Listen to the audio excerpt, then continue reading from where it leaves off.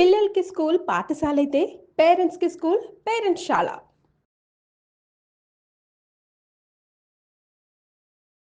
Hello అండి, అందరికీ నమస్కారం. నా పేరు మాధురి. ప్రస్తుతం మనతో పాటు ఉన్నారు మోటివేషనల్ స్పీకర్ సునీత గారు. హలో సునీత గారు. హాయ్ అండి. సునీత గారు, ప్రేమ అది చాలా మధురమైనది. స్వచ్ఛమైన ప్రేమ, అన్కండిషనల్ లవ్ అంటే తల్లి పిల్లల మధ్య ఉన్న ప్రేమ. సో అలాంటి ప్రేమ అన్నది ఈ రోజుల్లో చాలా అరుదుగా అనిపిస్తుంది. ఎందుకంటే ఈ ప్రేమని కూడా ఏంటంటే ఈ మానవ సంబంధాలు, ప్రేమ ఇవన్నీ కూడా డబ్బుతోటే ముడిపెట్టేస్తున్న పరిస్థితుల్లో మనం ఉన్నాము. సో ఇలాంటి టైంలో అసలు ప్రేమని ఏ విధంగా గుర్తించాలి, ప్రేమ అంటే ఇది అని చెప్పేసి పిల్లలకి ఏ విధంగా మనం చెప్పగలగాలి అన్న విషయాలు తెలుసుకోవాలంటే, అసలు పిల్లల్లో మనకి ఇలాంటి మార్పు తీసుకురావడానికి ఆ ప్రేమ గురించి ఎంత బాగా వాళ్ళకి తెలియచేస్తే వాళ్ళ జీవితాంతం దాన్ని గుర్తు పెట్టుకోగలుగుతారంటారు? ప్రేమ అనేది ఎవ్రీ హ్యూమన్ బీయింగ్ లైఫ్లో ఉంటుంది, ఆడ మగ అందరి లైఫ్లో. అయితే ఇక్కడ పేరెంట్స్ ఎప్పుడైతే ప్రేమ చూపిస్తారో పిల్లలకి ప్రేమ గురించి తెలుస్తుంది. మెయిన్గా వాళ్ళకి అక్కడ వాళ్ళు దాని గురించి తెలుసుకుంటారు. బిఫోర్ మ్యారేజ్ చాలామంది నేను పలానా అమ్మాయిని లవ్ చేశాను, పలానా అబ్బాయిని లవ్ చేశాను అని చెప్తారు. ఎలా చూస్ చేసుకుంటున్నారు? నేను ఆ అబ్బాయిని లవ్ చేస్తున్నాను, ఆ అమ్మాయిని లవ్ చేస్తున్నాను అని ఎలా చూస్ చేస్తున్నారంటే, ఆ అమ్మాయిని చూసి అమ్మాయి చూడడానికి చాలా బాగుంది కాబట్టి ఓకే ఈ అమ్మాయిని లవ్ చేసేయచ్చు, అబ్బాయి చాలా బాగా సంపాదిస్తున్నాడు, చూడడానికి గుడ్ లుకింగ్ కాబట్టి లవ్ చేసేయచ్చు. కానీ ఇక్కడ అన్కండిషనల్ లవ్ అని మీరు అన్నారు కదా, మదర్కి ఇంకా చైల్డ్కి మధ్యలో ఉండేది అన్కండిషనల్ లవ్. ఎందుకని? మదర్ ఎలాంటి సర్కమ్స్టాన్సెస్లో ఉన్నా కూడా వాళ్ళ చైల్డ్ కోసం తను ఏమైనా చేయగలుగుతుంది. తనకి ఫీవర్ వచ్చినా కానీ తన పిల్లాడికి స్కూల్ బాక్స్కి లంచ్ బాక్స్ కట్టి స్కూల్ పంపిస్తుంది. తనకి బాగాలేకపోయినా పిల్లాడి బాగాలేదంటే తను విలువిల్లాడిపోతుంది. అంటే మదర్ అలాంటి అన్కండిషనల్ లవ్ చూపిస్తుంది కదా. ఇక్కడ మీరు చూస్ చేసుకునే అబ్బాయి కానీ అమ్మాయి కానీ అట్లాంటి అన్కండిషనల్ లవ్ చూపిస్తున్నారా, చూపించట్లేదా గమనించాలి. ఇక్కడ మెయిన్గా అమ్మాయిలు చూస్ చేసుకునేటప్పుడు అబ్బాయిలు వాళ్ళ మదర్తోని వాళ్ళ ఇంట్లో ఉండే సిస్టర్స్ తోటి ఎలా బిహేవ్ చేస్తున్నారు గమనించాలి. ఓహో, ఓకే ఓకే. ఎందుకంటే మదర్ని లవ్ చేయలేని ఒక అబ్బాయి, వాళ్ళ సిస్టర్ని లవ్ చేయలేని ఒక అబ్బాయి భార్యని ఎప్పటికీ కూడా లవ్ చేయలేడు. కరెక్ట్. తన లైఫ్లోకి వచ్చే ఏ అమ్మాయిని కూడా లవ్ చేయలేడు. ఎందుకంటే తనని పెంచి పెద్ద చేసిన తల్లి అంటేనే తనకి ప్రేమ లేదు. తనతో పాటు పుట్టి తనతో పాటే పెరిగిన తన అక్క కానీ చెల్లి కానీ అంటే తనకి ప్రేమ లేదు. అలాంటప్పుడు వేరే ఇంటి నుంచి వచ్చిన ఒక అమ్మాయిని ఎలాగ ప్రేమగా చూసుకోగలుగుతాడు? అవును, ఓకే. కాబట్టి వాళ్ళ మదర్తో ఎలా బిహేవ్ చేస్తున్నారు చూడండి. చాలామంది అబ్బాయిలు మదర్తో మ్యాక్సిమం కొంతమంది రూడ్గా బిహేవ్ చేస్తారు. వాళ్ళ మదర్ చెప్పిన దానికి రెస్పెక్ట్ ఇవ్వరు.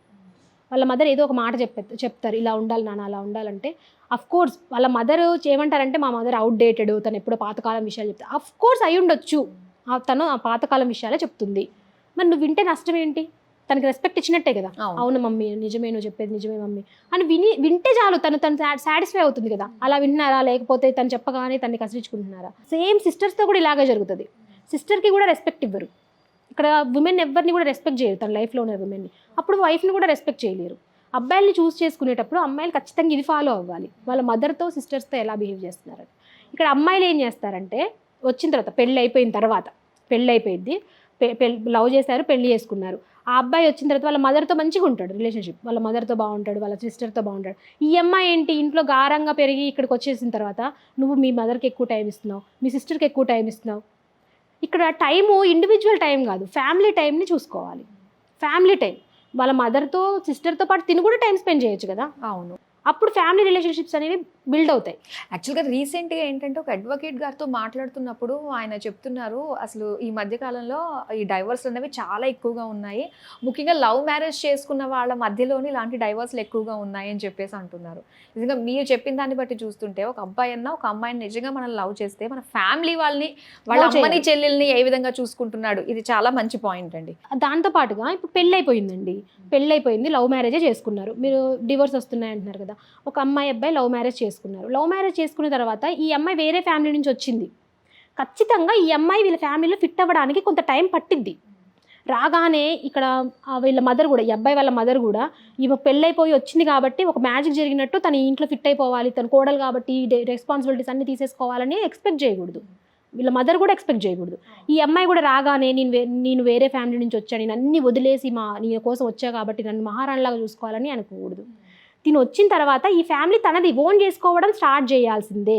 ఎందుకంటే తిను ఇప్పటి నుంచి తన రెస్ట్ ఆఫ్ ద లైఫ్ అంతా ఈ ఫ్యామిలీతోనే గడపాలి కాబట్టి తన ఫ్యామిలీని ఓన్ చేసుకోవాలి. వాళ్ళ హస్బెండ్తో ఎలాగ తన టైం స్పెండ్ చేయాలని కోరుకుంటుందో రిమైనింగ్ ఫ్యామిలీ మెంబర్స్తో కూడా తన టైం స్పెండ్ చేయాలి. వాళ్ళ అత్తగారితో టైం స్పెండ్ చేయాలి, వాళ్ళ ఆడపడుచులతో టైం స్పెండ్ చేయాలి, వాళ్ళ మామగారితో అంటే టైం స్పెండ్ చేయడం అంటే అందరు కూర్చొని మాట్లాడాలి.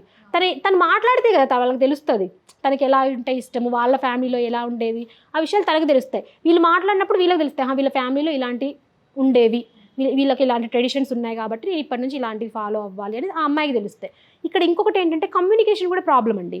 ఓకే, డివోర్స్లో మెయిన్గా కమ్యూనికేషన్. ఇంతకుముందు పాతకాలం రోజుల్లో అమ్మాయికి అబ్బాయికి పెళ్లి గొడవ అయితే ఆ అమ్మాయి బాధపడుతూ వాళ్ళ అమ్మ వాళ్ళకి చెప్పాలంటే ఆ ఫోన్స్ ల్యాండ్లైన్ నుంచి ఫోన్ చేస్తే మళ్ళీ వాళ్ళ ఇంట్లో ఫోన్ లేకపోతే పక్కింటికి వెళ్ళి మాట్లాడడం, లేకపోతే లెటర్ రాయడం. కానీ ఇప్పుడు అట్లా కాదు, పెద్దోళ్ళు వచ్చి కూడా సాల్వ్ చేసేవారు కదా, అటు పెద్దోళ్ళు ఇటు పెద్దోళ్ళు సాల్వ్ చేసేవాళ్ళు. ఇప్పుడు ఏం చేస్తున్నారు, మదర్ కూడా మనకి ఏం తక్కువ, మనకు అన్నీ ఉన్నాయి కదా, నువ్వు అట్లా వాళ్ళకి తగ్గుండాల్సిన అవసరం లేదు, నువ్వు ఇంటికి వచ్చే నేను చూసుకుంటా అన్ని. అవును, ఈ మధ్యలో ఇవి బాగా వస్తున్నాయి అసలు అంటున్నారు. వాళ్ళ మదర్ కూడా అలాగే అంటున్నారు. ఇంతకు ముందు మదర్స్ అలా అనేవాళ్ళు కాదండి. సర్దుకుపోవాలి, నీళ్ళు ఇది. ఈ అమ్మాయి కూడా ఏమంటదంటే నా ఇల్లు అయితే నేను నాకు నచ్చినట్టు ఉంటున్నానా, ఇక్కడ నాకు నచ్చినట్టు ఉండట్లేదు కదా, ఇది నా ఇల్లు ఎలా అవుతుంది అని ఈ అమ్మాయి క్వశ్చన్ వేస్తుంది. నీ ఇల్లు అన్నప్పుడు నీకు నచ్చినట్టు ఉండడం కాదు, నీకు నచ్చినట్టుగా తయారు చేసుకోవాలి నీ ఇల్లుంటిని. నువ్వు నీ ఎక్కడంటే మెయిన్ అత్తగారు అంటే అందరు అత్తగారులు అలా ఉంటారని నేను అనట్లేదు, కానీ కొంతమందిని చూసిన దాన్ని బట్టి చూస్తే ఏంటంటే ఒక అమ్మాయి ఇంటికి వచ్చిన కోడలు, నేను అక్కడ అమ్మాయిని కాదు, అమ్మాయి ఆడపిల్ల అని నన్ను ఇక్కడికి పంపించారు. కానీ ఇక్కడ వాళ్ళు ఇక్కడ నువ్వు ఇక్కడేంటి ఇదేనా నీ ఇల్లు అనుకుంటున్నావా, మీ ఇంట్లో ఉన్నట్టు ఇక్కడ నీకు చెల్లదు అని చెప్పేసి తన స్వతంత్రాన్ని కట్ చేస్తున్నారు. నేను ఇంకెక్కడ నేనుగా ఉండగలను అని చెప్పేసి బాధపడుతున్నారు చాలా మంది అమ్మాయిలు. ఇక్కడ అత్తగారు ఏమనుకుంటున్నారంటే ఇది నీ ఇల్లు కాదు, నీకు నచ్చినట్టుగా ఉండకూడదు. నేను ఇదే ఇందాక చెప్పిన పాయింట్ కూడా ఇదే. ఆ అమ్మాయికి నచ్చినట్టుగా ఉండకూడదు, ఆ అమ్మాయికి నచ్చినట్టుగా తయారు చేసుకోవాలి. ఫస్ట్కి దానికి టైం పట్టిద్ది. ఏం చేస్తారు, ఈ అత్తగారి బిహేవియర్ అమ్మాయికి నచ్చదు, ఆబ్వియస్గా నచ్చదు. కాలేదు ఈ అమ్మాయి బిహేవియర్ అత్తకి నచ్చదు, అమ్మాయి బిహేవియర్ అత్తకి నచ్చదు. కానీ ఎప్పుడైతే అత్తకు వాళ్ళు ఇద్దరు ఫ్రెండ్స్ అవుతారో ఆ ఇంట్లో తిరుగుండదు అనమాట. ఆ ఫ్రెండ్స్ అవ్వడానికి ముందు స్టెప్ అమ్మాయి వైపు నుంచి పడాలి, కోడల వైపు నుంచి పడాలి. ఎగ్జాంపుల్ నేనే అండి. నా లైఫ్లో మా అత్తగారు ఇప్పటికీ నాతో పాటు చాలా ఫ్రెండ్లీగా ఉంటారు. మొదట్లో మా పెళ్ళైన కొత్తల్లో నేను కూడా ఇలాంటి ప్రాబ్లమ్స్ ఫేస్ చేశా. మా అత్తగారు కూడా కోడలంటే ఇలా ఉండాలి, ఇలాంటి పనులు చేయాలి, ఇలా ఉండాల్సిందే అని రూల్స్ ఉండేవి. తర్వాత నేను ఏం చేశాను అంటే వాళ్ళకి తగ్గట్టుగా ఉండేదాన్ని వాళ్ళ రూల్లో. మా అత్తగారు ఏం చెప్తే అలాగే, తను ఎలా చెప్తే అలాగే నడుచుకుంటూ ఉన్నాను. అలాగే నడుచుకుంటున్న క్రమంలో మేమిద్దరం ఎక్కువగా టైం స్పెండ్ చేసాం, కూర్చొని మాట్లాడుకునేవాళ్ళం. ఓకే. మా అత్త ఏం చేసేది, తను చిన్నప్పుడు తనకి ఏం జరిగింది తన లైఫ్లో, తను పిల్లల్ని రేస్ చేయడంలో తను ఎలాంటి ప్రాబ్లమ్స్ ఫేస్ చేసింది, ఇలాంటివన్నీ నాతో షేర్ చేసుకునేది. ఎప్పుడైతే అది డే 1 రోజు జరగదండి. డే 1 రోజు రాగానే కోడల్ని కూర్చోబెట్టి నా లైఫ్లో ఇదంతా జరిగిందమ్మా అని ఏ అత్తగారు ఓపెన్ అవ్వదు. కోడలు కూడా నా లైఫ్లో ఇదంతా జరిగిందని చెప్పదు. ఎప్పుడైతే జర్నీ స్టార్ట్ అవుతుందో, జర్నీ స్టార్ట్ అయిన తర్వాత వాళ్ళు పెద్దవాళ్ళు కూడా ఓపెన్ అవుతారు, చెప్తా ఉంటారు ఇలా జరిగిందన్నప్పుడు. మనము దాన్ని ఎప్పుడు కూడా ఎంపథైజ్ చేయాలి, మనము ఫీల్ అవ్వాలి. అదే నేనే అత్తగారి పొజిషన్లో ఉండుంటే, నేనే అయితే మా ఆయన్ని వాళ్ళ కొడుకుని ఇలా పెంచిందంటే ఆవిడకి ఎంత పెయిన్ ఉంటుంది ఆ టైంలో, ఎంత కష్టపడి పెంచింది. అది ఎప్పుడైతే నేను ఫీల్ అవుతానో, నేను ఆవిడ ప్లేస్లో ఉండి ఆలోచిస్తానో, తను మా హస్బెండ్తో చెప్పే ఏ మాట కూడా నాకు తప్పుగా అనిపించదు. తన పాయింట్ ఆఫ్ వ్యూలో ఆలోచిస్తున్నాను కాబట్టి. తనతో మాట్లాడేటప్పుడు కూడా చెప్పేదాన్ని అనమాట, అబ్బా మా అత్తగారు చెప్పేది నిజమే కదా అనిపించేది అనమాట. అప్పుడు నేను తనకి బౌల్డ్ అయ్యాను. తర్వాత నేను మాట్లాడడం మొదలుపెట్టాను, నా గురించి చెప్పడం, మా ఇంట్లో ఇలా ఉండేది, నేను ఇలా పెరిగాను, మా పరిస్థితులు ఇలా ఉండాలి. మా అత్తగారు అర్థం చేసుకోండి, నేను తనకు అనుకూలంగా ఉన్నాను కాబట్టి నాలో తప్పులు తనకు కనపడలేదు. అవును. ఈ జర్నీ కొంతకాలం జరిగిన తర్వాత మేమిద్దరం ఫ్రెండ్స్ అయ్యాం. ఇప్పుడు మా హస్బెండ్ ఉంటారు కదా, మా హస్బెండ్ ఏదైనా చెప్తే మా అత్తగారు నాకే సపోర్ట్ చేస్తారు, 100% నాకే సపోర్ట్ చేస్తారు. అసలు ఏం జరిగిందో కూడా వినకుండా అమ్మాయికి ఎప్పుడు కరెక్టే చేస్తుంది రా, నువ్వు చెప్పేదే తప్పు అనేస్తారు. ఓకే.